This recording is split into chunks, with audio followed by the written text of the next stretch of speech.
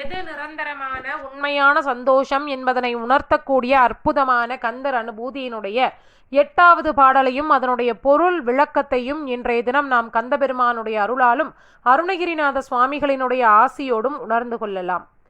அமரும் பதிக்கேல் அகம் ஆம் எனும் இப்பிமரம் கெட மெய்ப்பொருள் பேசியவா குமரன் கிரிராச குமாரி மகன் சமரம் பெருதானவ நாசகனே. அருணகிரிநாத சுவாமிகள் இந்த அனுபூதியிலே அப்பன் முருகப்பெருமானை குமரன் என்றும் பார்வதி தேவியினுடைய மகன் என்றும் குறிப்பிட்டுள்ளார்.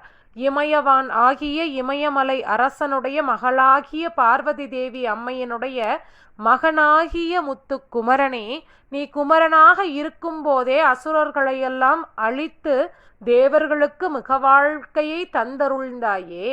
அதே போல என்னுடைய வாழ்க்கையில் நான் சிக்கிக்கொண்டு இருக்கக்கூடிய பிரம்மையில் இருந்து, அதாவது இந்த உலகம்தான் நிரந்தரமானது, இந்த உலகத்தில் கிடைக்கக்கூடிய சந்தோஷம் நிரந்தரமானது என்று அந்த பொய்யான பிரம்மைக்குள் நான் சிக்கிக்கொண்டிருந்தேன்.